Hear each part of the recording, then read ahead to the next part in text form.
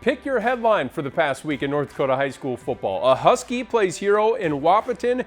The Bruins overthrow the Kings at North. The Vikings hold strong in the Tornado, and the Lobos get humbled but escape with the victory in Mayville. How goes it, everyone? Jody Norstedt with Midco Sports here once again to not only unveil the top performers and Midco Sports Game Ball winners, sponsored by Farmers Union Insurance, but also catch you up to speed on what you may have missed from Week 5 of high school football in North Dakota. And if you missed things, shame on you.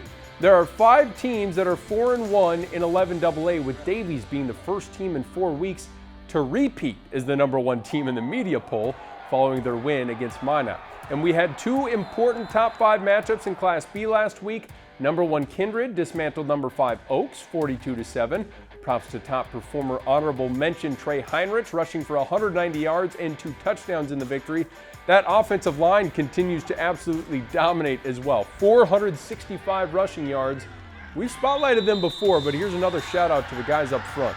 Divide County rolled up a few yards on Friday in a defense was optional game. Check out this score. The Maroons won 92-48 against 𝗕𝗹𝗃. I'd like to know the last time Divide County scored 92 in a basketball game. It's some sort of busy night for the scoreboard operator, too.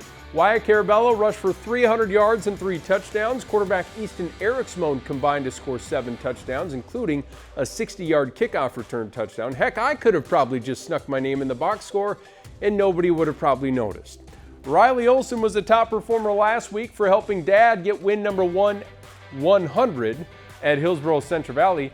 5 touchdowns again for the Borough QB and a win over Harvey-Wells County this past week. Fargo South couldn't have scripted it much better on Friday night. Demarian Semenko scored the go-ahead touchdown on this run with just under 7 minutes to play, and the Bruins held on for the 17-14 upset win over second-ranked North. Nothing sweeter than beating your rival. Okay, let's get rolling with our top performers list. Not only some great numbers put up this week, but some pretty good backstories too. Let's start with a little bit of royalty.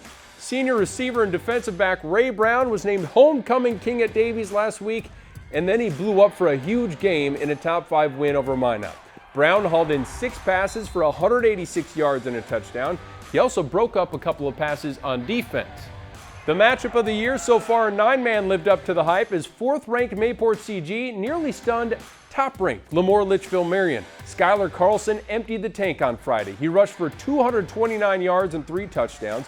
He also caught 7 passes for 131 yards and a score. That's 18 yards per touch against the #1 team in the state. A huge salute to Skylar on one of the best efforts you'll see all season. You couldn't have scripted a better finish to homecoming down in 𝗕𝗹𝗃. The Huskies came in with a 2-2 record, facing a Jamestown team that had won 9 straight dating back to last year. The Blue Jays had a chance to win it late. They tried throwing it into the end zone with about 10 seconds left, and Jackson DeVries was in the right place at the right time for the game-clinching interception. It had to be 𝗕𝗹𝗃's first win over a ranked opponent in about 6 years. Great for them, great for the Huskies. We got their lid here to prove it. North Star's Dane Hagler continues his tremendous play. The junior quarterback passed for 130 in 3 scores, then rushed for 60 more yards and 2 more touchdowns. He also had this outstanding interception on defense that was nominated for extra credit this week. A Hagler making plays for North Star? Feels like I've been able to say that every year for the past decade and a half. Holy cow, Joel Holman, the senior quarterback for Tioga, had a career day, passing for 384 yards and combining for a trio of touchdowns in the 20-14 win over Mohall Lansford Sherwood. He delivered the game-winning touchdown pass with just 6 seconds left. The win moves the Pirates to 5-1 on the year, already their most wins in a season since 2015. Well, do you remember Thanksgiving 1998? Vikings, Cowboys, Randy Moss caught 3 passes for 3 touchdowns. Southern McLean's Hunter Cobley says, "I can do that too, Randy." The senior receiver scored all 3 of his touchdowns in the first half, going for 152 yards. How impressive is that? Pretty remarkable story in Central Cass. Peyton Lamar has been hampered by injuries his entire career. Multiple ACL injuries have kept him off the field, but the junior balled out Friday night in Linton. He caught 3 passes, taking 1 of them to the house on a jet sweep, but defense is where he really made a splash. Not 1, not 2, but 3 interceptions. Here's one of them, 3 yards deep in the end zone. And if you're curious how fast Peyton is, Well, let him show you. He brings it back 103 yards for the touchdown. Lamar and the Squirrels will take a 4-game win streak into the showdown with #1 and unbeaten Kindred coming up on Friday night. From one exciting player to another, Peyton Mcgregor has been a human highlight reel machine for West Fargo this year, and now you can etch his name in the record books after catching 6 passes for a new school record, 202 yards and 2 touchdowns in the win over Bismarck. Mcgregor can burn you with his speed, and he's not afraid to make the tough catches over the middle either. Another salute to number 5. You can't spell 𝗕𝗏𝗃 without star, and that's exactly what this Thompson sophomore is. Jake 𝗕𝗏𝗃 led the Tommies to a huge road win at Langdon-Edmore Munich, 27-18. Jake passed for 163 yards and a score, rushed for 140 and 2, and also reached the end zone on defense on a pick 6, one of his 2 interceptions in the game, to go with 10 tackles. He continues to be a Mr. Do-It-All for the Tommies, who are now 6-0. 𝗕𝗏𝗃 has already combined for 20 touchdowns and is closing in on 1,000 yards both passing and rushing. Well, for the second time, we go back to the 𝗕𝗺𝗃𝗀𝐺 and 𝗕MORE-Litchfield-Marion game. Freshman Gunnar 𝗕l𝗺 racked up 100 receiving yards and a couple of scores before having to replace injured quarterback Anthony Hansen in the third quarter.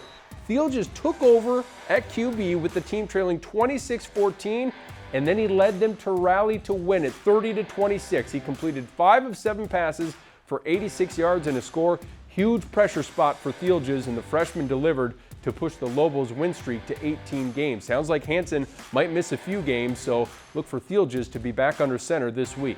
All right, that was an absolutely loaded list of top performers. I can probably make a case for about 4 or 5 game ball winners out of that lineup, but our crew came to a consensus, and this game ball, sponsored by Farmers Union Insurance, is heading to, drum roll please, Oak Grove.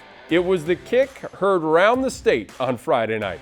Oak Grove trailing Ellendale-Edgley-Colne 36-34 with just a few seconds remaining. The Grovers line up for a Luke Johnson 44-yard field goal attempt to try and get their first win of the season. Take a look and a listen. Come on, bomb this thing.